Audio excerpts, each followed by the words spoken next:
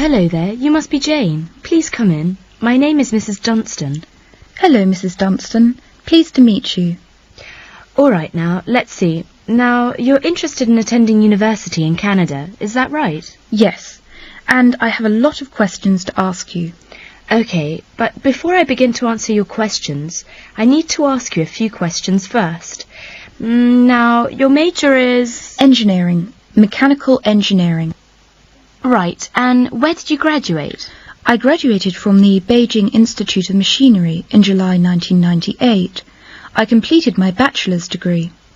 Okay, now, I'm assuming you'll want to continue studying in that field, am I right?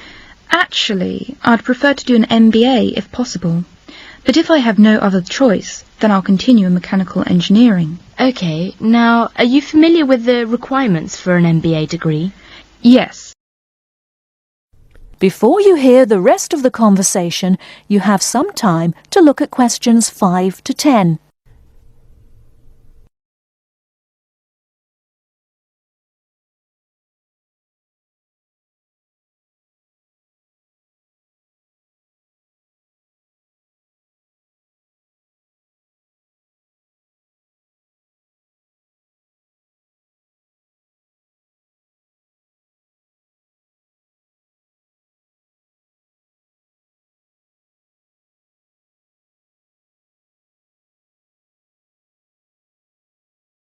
Now listen and answer questions 5 to 10.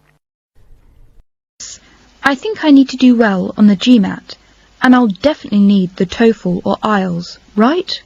That's right, you'll need at least 600 on the TOEFL or 6.5 on Ielts. In addition, you need to have completed a bachelor's degree too.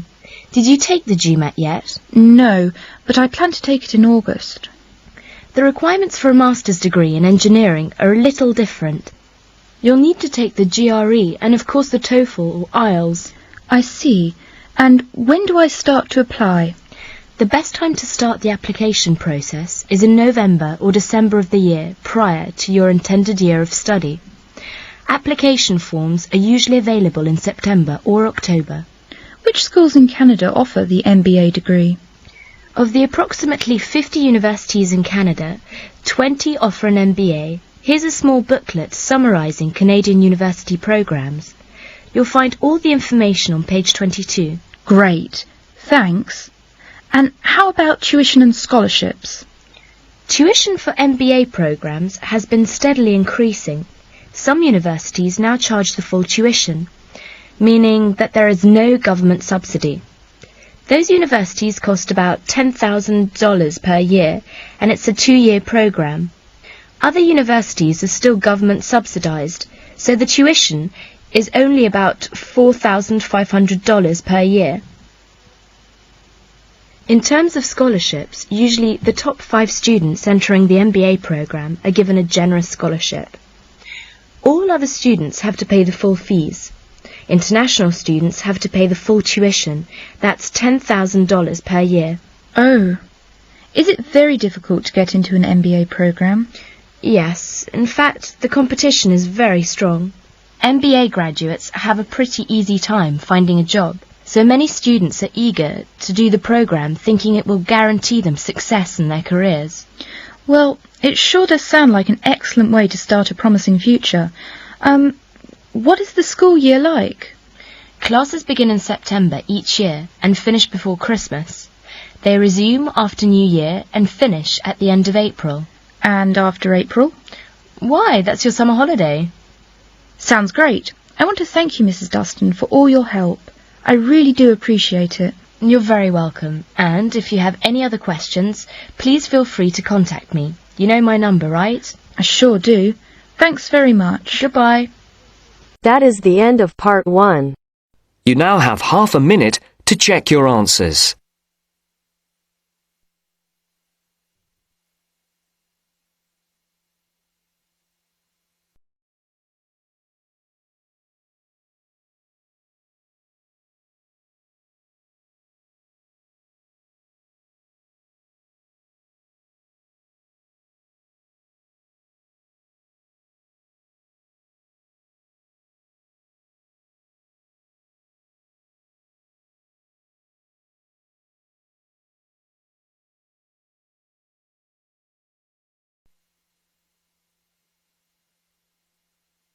Now turns to Part 2.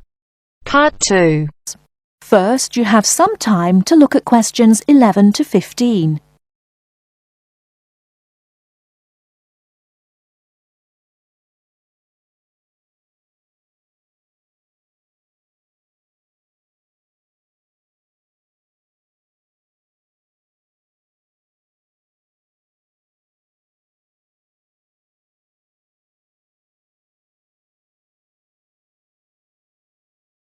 Now, listen carefully and answer questions 11 to 15. Hi, Hello. how can we help you? Is this the Office of Institutional Real Estate? Yes, sir. My name's Alice Baum, and I'm a university housing supervisor. Oh, good. I wonder if you could help me. I'll certainly try, sir. I'm hoping to rent an apartment from September when I begin here, and I'd really like some advice on where to rent and how to rent a place. Advice on renting in Manhattan. We've got plenty of advice about that. The first thing to think about are the prices. New York is an expensive place to live, and Manhattan is the most expensive place in New York. Everyone wants to be here. In most areas of Manhattan, you'll have great difficulty finding a studio apartment for less than $1,300 to $1,400 per month.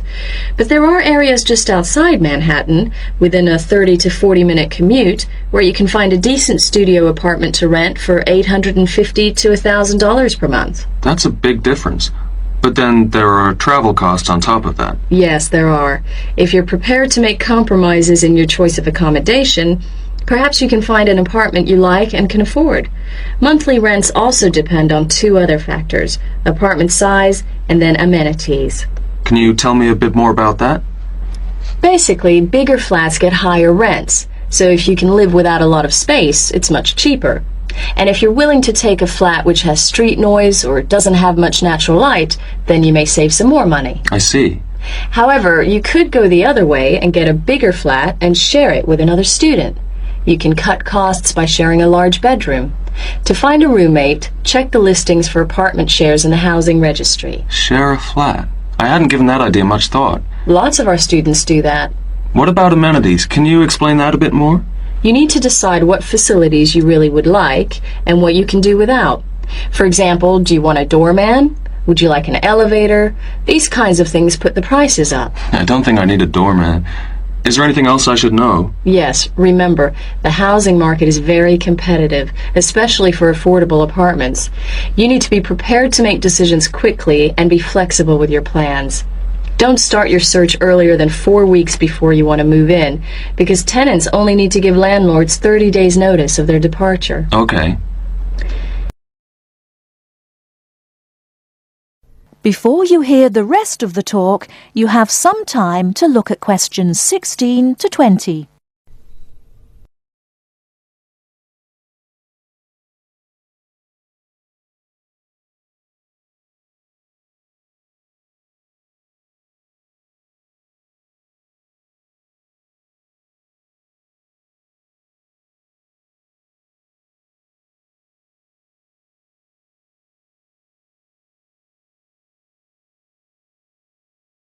Now listen and answer questions 16 to 20. And make apartment hunting your life for 2 or 3 weeks. That should be enough time to get familiar with the market and find what you're looking for. What's the best way of finding a place? There are really only 2 ways. You do it yourself or you get someone else to do it for you. That sounds interesting. How do I do that? There are property brokers who will find a place for you. They can guide you to the property of your choice and help you with the paperwork. Wow, that sounds great. But they do charge you a commission fee. In Manhattan, expect to pay between 12 and 15% of the year's rent. That means if your rent is $1,000 a month, the broker's fee works out to $1,800. Oh, maybe not a broker then. And what's the other option again? Do the legwork yourself. Look in the classified ads, call landlord companies, and do online searches. Check out our website first. You mentioned paperwork. Could you tell me something about that? Sure. To rent an apartment, you may be asked to complete an application by your prospective landlord. You may also be asked to pay between $50 and $200 for credit reports. Landlords want to see evidence of steady income and good credit. I see. Because you're a full-time student, most landlords will require a guarantor, someone to guarantee you will pay the rent on time. And when the landlord approves your apartment application, be prepared to pay the first month's rent and the deposit when you sign the lease. That's a lot to think about, and it sounds like a lot of hard work. Thank you very much for the advice. You're very welcome, and good luck.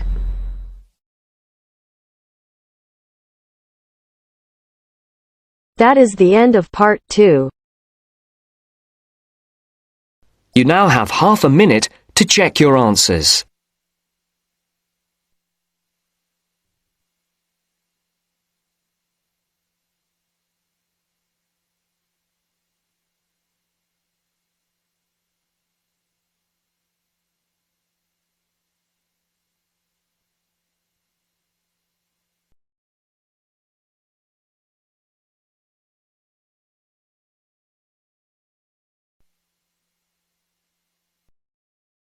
Now turns to part 3.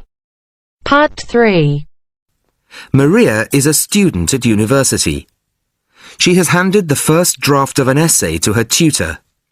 The tutor has read it, and now they are discussing ways the essay can be improved. First, you have some time to look at questions 21 to 25.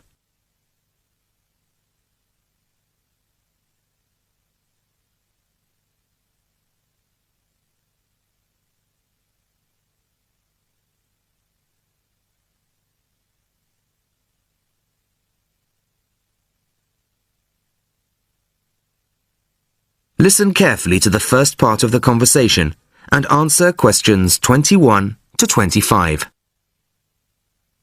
Well, Maria, I have to say I was quite impressed by your essay. It's a big improvement on the last one. Really?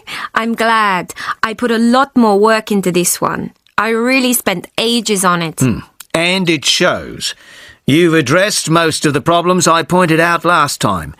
In particular, the style and language are much more appropriate for an academic essay. So that aspect is okay? Absolutely. If you carry on like this, you shouldn't have any significant problems in that department. That's a relief. I've been quite worried about that, although I've been reading a lot of other essays to try to get the right style. Well, I'd say you've been successful. There are just one or two minor things you could look at. Your punctuation's quite basic. It's really just full stops and commas. And parentheses. Brackets? Yes, brackets if you prefer. In academic writing, these are best used only occasionally, if at all. You use them rather too often. Okay, I see. And I'm sorry to mention it, but your spelling. I know. But I'm working on a foreign computer. The spell checker doesn't work for English. Are you sure? Have you tried changing the setting to English? No, I haven't. Well, I should see if that's possible. I haven't marked you down this time, but, well, some of my colleagues are a bit old-fashioned about spelling. I'd try to get that sorted out if I were you. Okay, I understand.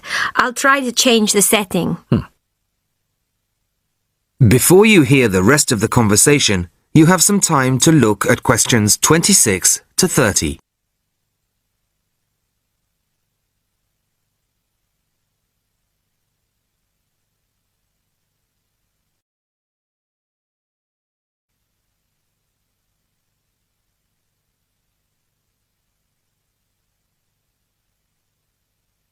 Now listen and answer questions 26 to 30.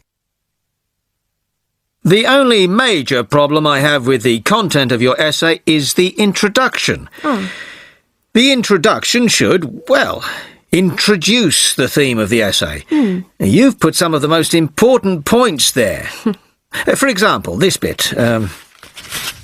The statistics about the growth of railways in the 1850s. That really should go in the main body of the essay. And so should this paragraph about changes in patterns of employment. In general, I'd say your introductory section should be no more than half as long as it is at the moment. Okay. And I should move those points forward? Precisely. And going back to the railways, they're one of the most significant factors for change in this period. But apart from those statistics in the introduction, you only briefly mention them. I'd like to see a lot more on that, and the influence the expansion of the railways had on patterns of social and economic behaviour. You mean how with the railways people could travel to find work and could meet people from other areas? Exactly. Then in the midsection, well, it's not a big thing, but this quotation from the Times. You think it's too long? Well, you said it. I couldn't think of a way to shorten it. Do you think it's really necessary? You mean I could just get rid of it? Yes. You've already made the point and backed it up with other evidence. The quotation's redundant, really. Okay, well, that'll be easy. There were various other minor points, which I've noted in the margins. You can look at those later. But moving forward to the end here, I wasn't quite sure what this meant. The final paragraph? Yes. Are you saying that, on the whole, the changes of the mid-19th century tended to improve the lives of ordinary people or not? It's not very clear. It's not? No, it isn't. I'd add a few lines clarifying your position. Okay. When do you want the final draft? No, the end of term will be fine. But there was just one other thing, the bibliography. Did you really read all these books? No. Just the books you actually consulted will be fine. You don't need to include everything ever published on the subject. Right, okay. Thanks. Bye. Goodbye. That is the end of part 3. You now have half a minute to check your answers.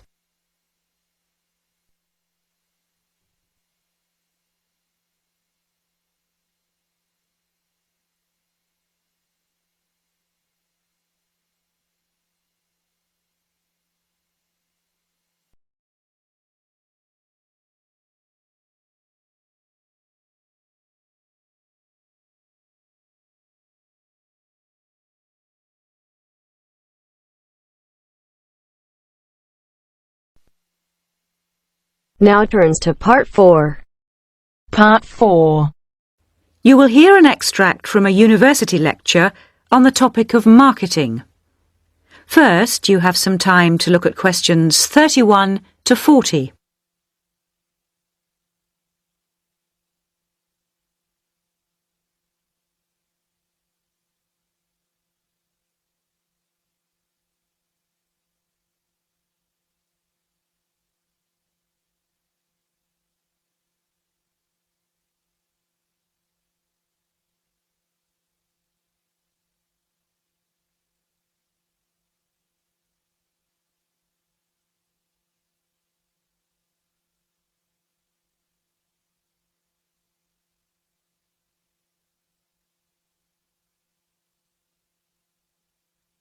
Now listen carefully and answer questions 31 to 40. Last week we looked at some general principles associated with marketing, and today I'd like to look at some of those points in a little more detail. So, what is marketing? Or put another way, what does the term marketing mean? Many people think of it simply as the process of selling and advertising. And this is hardly surprising when every day we are bombarded with television adverts, mail shots, and telephone sales. But selling and advertising are only two functions of marketing. In fact, marketing, more than any other business function, deals with customers. So perhaps the simplest definition is this one. Marketing is the delivery of customer value and satisfaction at a profit. In other words, finding customers, keeping those customers happy, and making money out of the process. The most basic concept underlying marketing is the concept of human needs. These include basic physical needs for things like food, as well as warmth and safety. And marketers don't invent these needs. They're a basic part of our human makeup. So, besides physical needs, There are also social needs, for instance, the need to belong and to be wanted. And in addition to social needs, we have the need for knowledge and self-expression, often referred to as individual needs. As societies evolve, members of that society start to see things not so much in terms of what they need, but in terms of what they want. And when people have enough money, these wants become demands. Now, it's important for the managers in a company to understand what their customers want if they're going to create effective marketing strategies. So there are various ways of doing this. One way at supermarkets, for instance, is to interview customers while they're doing their shopping. They can be asked about their buying preferences, and then the results of the survey can be analyzed. This provides reliable feedback on which to base future marketing strategies. It's also quite normal for top executives from department stores to spend a day or two each month visiting stores and mixing freely with the public, as if they were ordinary customers, to get an idea of customer behavior. Another way to get information from customers is to give them something. For instance, some fast food outlets give away vouchers in magazines or on the street that entitle customers to get part of their meal for nothing. As well as being a good way of attracting customers into the restaurants to spend their money, it also allows the managers to get a feel for where to advertise and which age groups to target. Another strategy employed at some well-known theme parks, such as Disneyland, is for top managers to spend at least one day in their career touring the park dressed as Mickey Mouse or some other cartoon character. This provides them with the perfect opportunity to survey the scene and watch the customers without being noticed. Okay, well, we mentioned customer satisfaction at the beginning of this lecture, and I'd like to return briefly to that as it relates to what we've just been talking about. If the performance of a product falls short of the customer's expectations, the buyer is going to be dissatisfied. In other words, if the product you buy isn't as good as you'd expected, then the chances are you'll be unhappy about it. If, on the other hand, performance matches expectations and the product you buy is as good as you expected, then generally speaking, the buyer is satisfied. But smart companies should aim one step higher. They should aim to delight customers by promising only what they can be sure of delivering and then delivering much more than they promised. So then, if, as sometimes happens, performance is better than expected, the buyer is delighted and is twice as likely to come back to the store. Now, let's move on to look at the role of advertising. That is the end of part 4.